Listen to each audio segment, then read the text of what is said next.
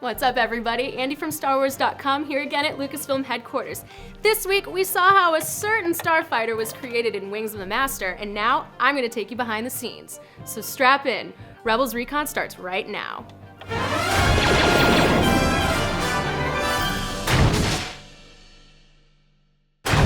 Suffering a terrible defeat to the Empire, Rex points Hera towards a potential solution. A blockade buster. What's the problem? Let's get it. Shipmaster Corey will only discuss his ship in person. After a rough landing, the crew discovers a new prototype ship which could turn the tide for the rebellion. That's it. Surprising the Empire with an attack of her own, Hera proves her worth and is promoted to Phoenix Leader. In addition to the prototype B-Wing, we also got a glimpse at Hera's past this week. I sat down with cast and crew to talk about creating this legendary spacecraft, as well as how this story will play into Hera's evolution going forward.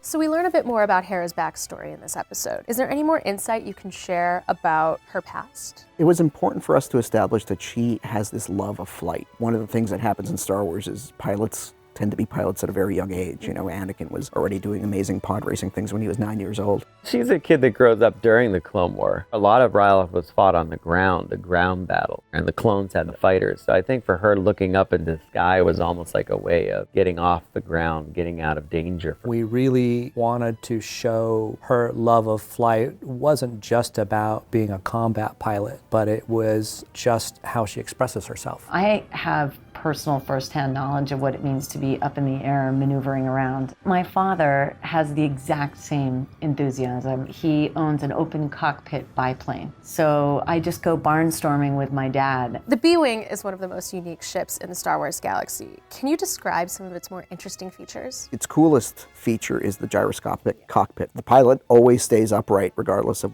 how the ship is revolving. I wanted the B-Wing to look like you took a couple different starships and cut them up and put them together. The thing at this point is to fly under the radar, and I think its capacity to do that is what is needed. A big part of its charm and its allure was the fact that it was so underserved in the original trilogy. We knew it existed, but we never really got to see it in action. Right. The B-Wings and the A-Wings we really didn't see utilized much in the film. So we thought this was an opportunity to show that the X-Wings and Y-Wings were more with a different group of rebels. The rebellion that we see in episode 4, we're just hanging out with General Dodonna's group, and they don't have those ships. By the time we get to Return of the Jedi, we've assembled the rebellion, the rebel fleet, all in one place to strike against the Death Star. So the groups that have the A-Wings and the B-Wings and the ships we haven't seen before, bring those to the table. Hera is promoted to Phoenix Leader. What does this mean for her as a character moving forward? This is a lot more responsibility for her, and we want to see her rise, because she is the best pilot. I think it means a great deal, not so much in terms of the promotion, but insofar as, wow, okay, we're way more organized. This is going to be not a lot easier, but I have more tools at my disposal at that point to get stuff done.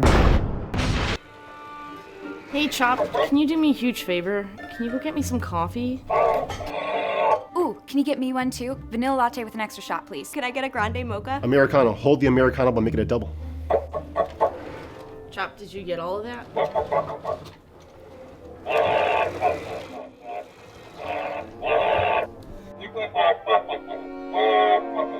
I don't care if you're a official employee. Still no joy.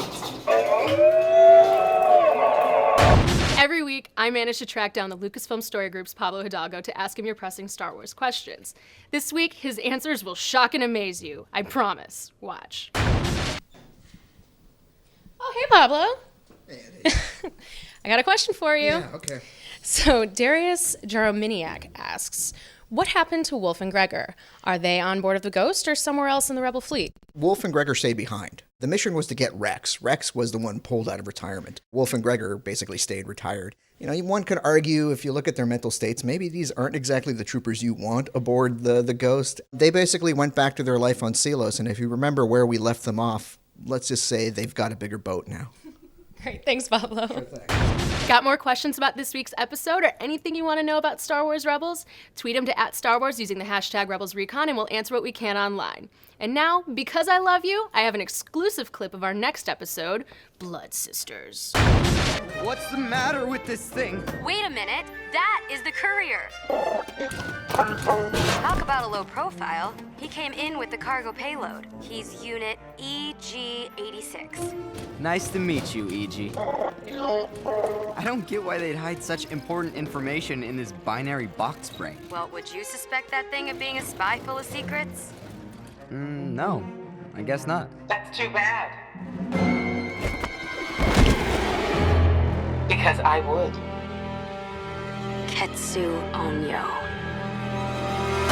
Thanks for watching Rebels Recon. We'll be back with another brand new episode next week. Until then, study up with our episode guide for Wings of the Master, only on StarWars.com.